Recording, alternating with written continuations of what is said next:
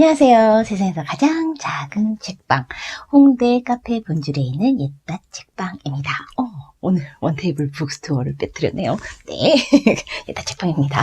네, 오늘 책 소개해 드릴 건데요. 오늘은 김미경 TV에서 최근 최신작이죠. 짜잔. 다음 생엔 엄마의 엄마로 태어날게. 라는 비구니 스님의 이야기를 담은 에세이예요. 원래는 마음 가면을 오늘 다 읽고 이렇게 소개를 하려고 했는데, 아침에 이제 집에서 좀 이렇게 읽다가 아침에 놓고 가는 바람에 마치 오늘 오후에 이제 책이 와가지고 생각보다 그냥 필히 그냥 읽게 되는 그런 책이더라고요. 그래갖고 그럼 이걸 먼저 올려야 되겠다. 그래갖고 이제 순서를 좀 바꿔서 이 책을 봤고요. 이 책은 21세기 북스에서 나왔네요. 세상 모든 딸들에게 보내는 스님의 마음 편지 이렇게 되어 있고, 선명 스님이 지으셨어요. 서툴러도 괜찮습니다. 아파해도 괜찮습니다. 너무 오래 아파하지만 마세요. 이번 생은 저도 당신도 모두 처음인걸요. 뭐 이런 띠지가 붙어 있고요. 주지 스님이 된 엄마와 스님이 된 딸이 전하는 마음. 고요한 산사일기. 나보다 더 나를 사랑하는 사람, 그러면서도 미안해하는 사람, 엄마가 나의 엄마여서 고맙습니다. 이런 이야기가 있고요. 어느 날 엄마는 스님이 되었습니다. 주지 스님과 내게는 두 번의 인연이 있습니다. 첫 번째는 이 세상에 날 때 엄마와 딸로 만난 것, 그리고 두 번째는 내가 출가를 결심하고 절에 들어왔을 때 스님과 스님으로 만난 것이죠.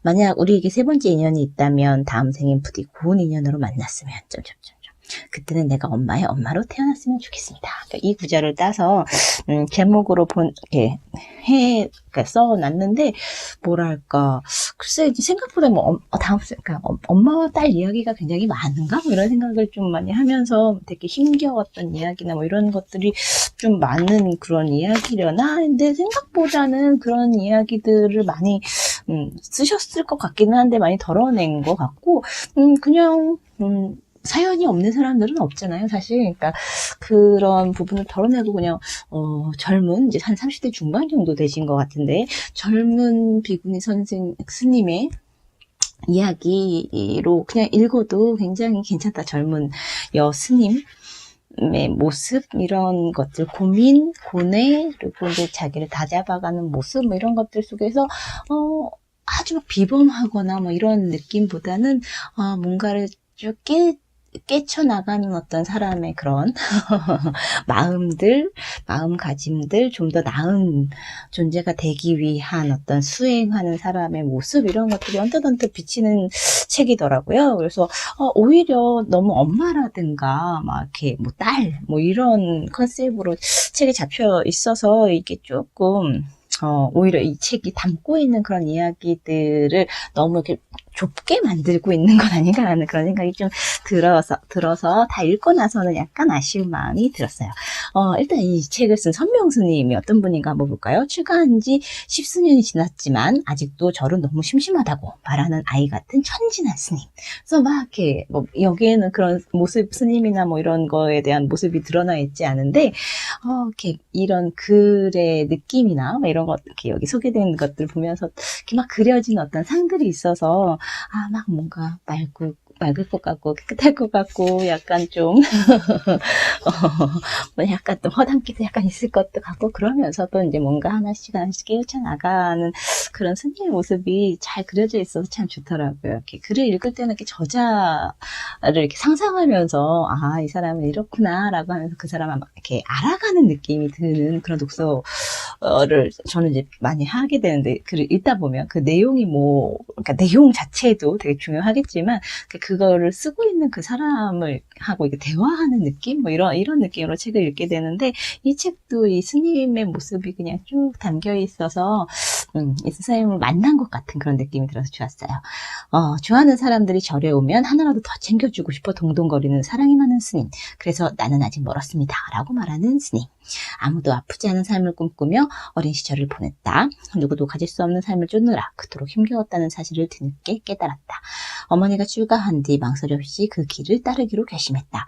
먼저 사람들에게 도움이 되는 재주를 익히라는 스승의 가르침에 따라 중국 유학길에 올랐다.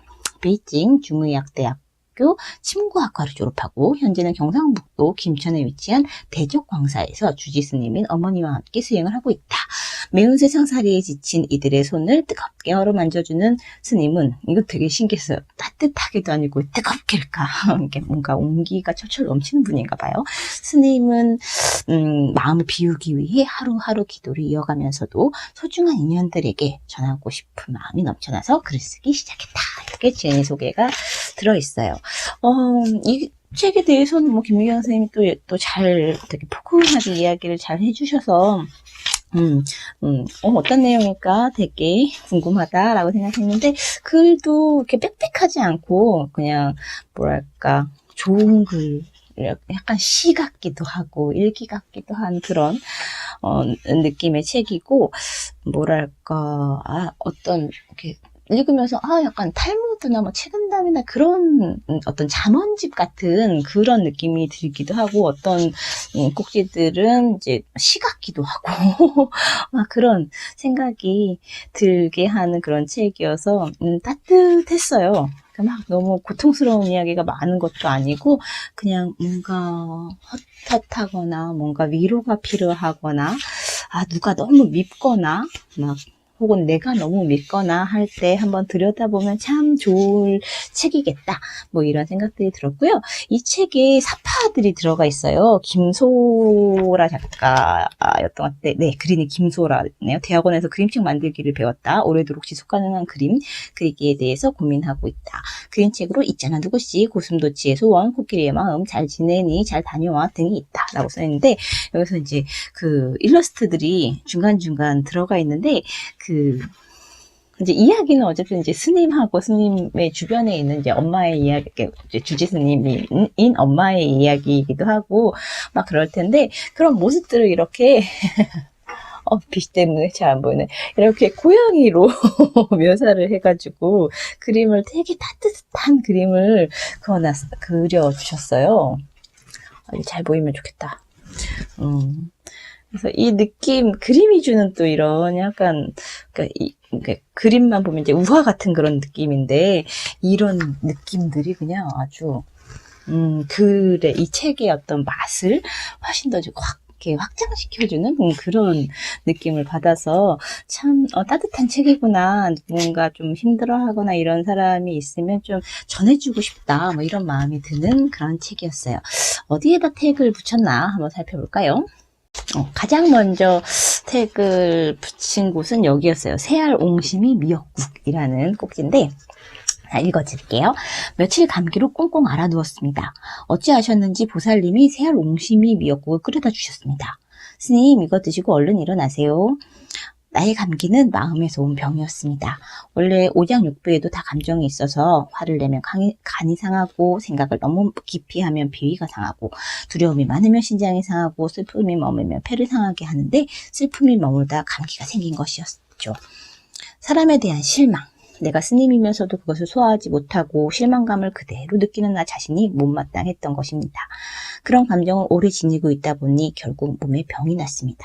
그럴 때 있죠. 뭔가 막 마음이 복잡하고 막 속상하고 막 이럴 때 그게 이제 몸으로 아픈 걸로 이렇게 나타나는, 저도 약간 그런 편이긴 한데, 스트레스 너무 많이 받으면 막 몸이 막 몸살기가 확 오고 막 이래서 스트레스의 원인들을 멀리해야 되겠다, 저는 그런 편이긴 한데, 이분도 그러셨나 봐요. 일어나 미역국에 하얗게 떠있는 옹심이를 먹고 있자니 금세 땀이 났습니다. 골골이 구멍난 마음을 그 동그란 것이 채워주는 듯 했습니다. 그래서 할머니는 침을 맞고 나면 뼈골을 메워야 한다고 옹심이를 먹어라 하신 것이었나 봅니다. 주지스님은 음식에 대해 자주 이야기합니다. 주지스님은 이제 원래 속세에서의 인연으로는 엄마 분이죠. 음식 끝에 정이 생기고 음식 끝에 정이 난다. 그래서 정성과 손이 많이 가는 음식일수록 맛있는 거다. 절에서 음식 준비를 하다 보면 하루 종일 나물만 다듬는 날도 있습니다. 나물은 어찌나 손이 많이 가는 음식인지요. 땅에서 캐서 씻고 삶고 물을 꼭 짠 다음 그늘에 말려 보관해 두었다가 먹을 때는 말린 것을 다시 뜨거운 물에 몇 시간 불려 억센 부분을 일일이 다듬은 뒤에 들기름과 소금 간장을 넣고 볶아야 식탁에 오를 수 있으니까요. 나는 나물 다듬는 일을 세상에서 가장 지루한 일, 시간 아까운 일로 여겨 툴툴거리곤 했습니다. 툴툴거리는 스님 생각해보면 너무 귀엽지 않아요? 그런데 오늘 옹심이 한 그릇 덕분에 음식 끝에 정이 난다는 그 정성의 힘을 알게 되었습니다. 열흘 동안 약도 소용없이 끙끙 앓기만 했는데 옹심이 한 그릇을 먹고 나니 기운이 돌았습니다. 그 안에 담긴 마음 덕분이겠죠. 내가 다른 누군가에게 서운한 감정이나 실망을 느꼈다면 아마도 내가 그에게 준 정성을 기억하기 때문일 것입니다. 내가 줬다라는 그 기억이 없으면 서운한 일도 상처받을 일도 없을 테니까요. 늘 말없이 계시던 보살님이 옹심이를 끌어오시면서 내가 스님에게 이것을 해줬다라고 생각하셨을까요?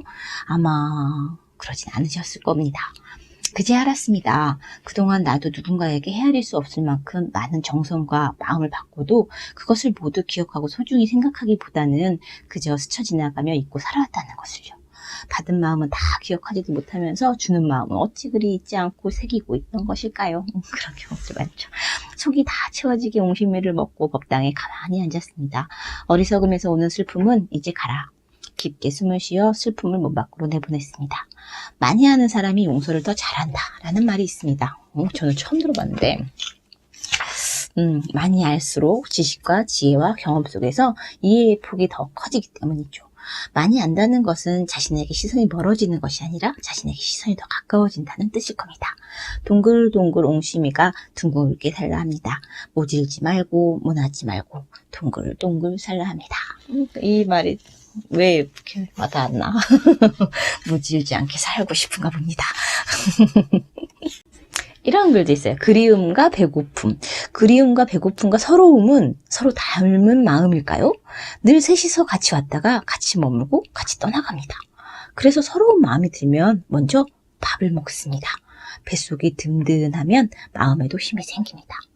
재밌죠? 시 같기도 하고 일기 같기도 하고 그냥 우리 페이스북이나 이런 SNS에게 끄적여 놓은 글 같기도 한데 맞아 맞아 오들오들 떨다가 막 밥 먹으면 막 몸도 따뜻해지는 것 같고 날씨도 막 너무 되게 추웠던 것 같은데 밥 먹고 나면 언제 추웠냐는 듯이 막 그렇게 되기도 하고 그래서 되게 신기했었는데 그리움과 배고픔 허기지 뭔가 나를 가라앉힌 어떤 감정들 앞에서 있을 때 든든한 밥 한 끼를 잘 먹는 것부터 뭔가 이렇게 다른 에너지를 채워넣는 나한테 불어넣는 그런 행위겠구나 뭐 이런 생각이 들면서 누군가 좀 외롭고 힘들고 막 이럴 때 맛있는 거를 같이 나눠 먹는 사람이었으면 좋겠다 뭐 이런 생각도 했어요.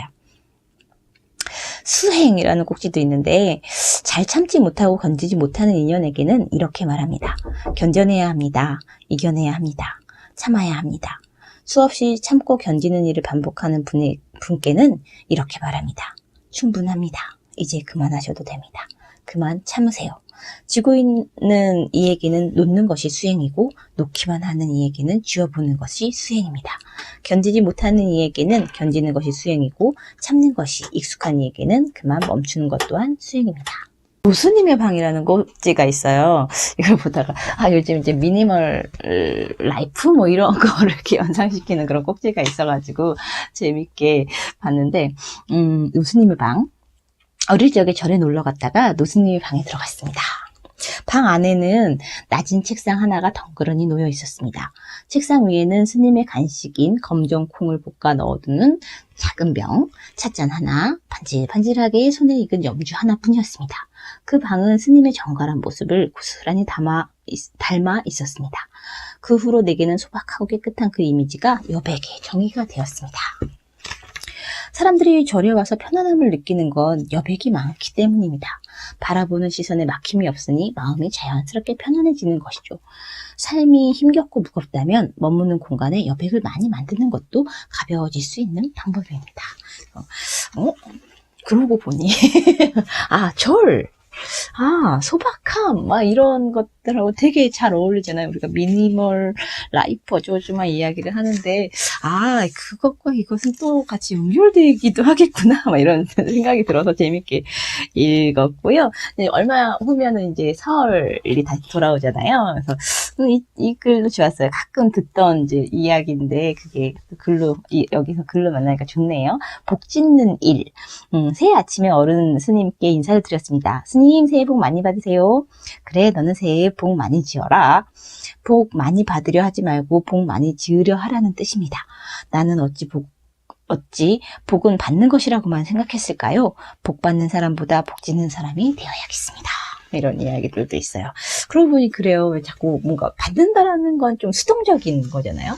그렇지 않고 내 스스로 능동적으로 주체적으로 이렇게 짓고 내가 챙기는 그런 한 해가 되시면 참 좋겠다. 뭐 이런 생각이 들었고, 태가 여러 군데 붙어 있긴 한데 다 읽기는 좀 그러니까 네, 넘어가도록 할게요. 스님의 이야기를 담은 책이어서 참 되게 정갈하고 되게 특별하지만 또 그 특별한 속에도 평범한 그런 이야기들이 담겨있는 책이어서 잔잔하게 잘 읽었어요.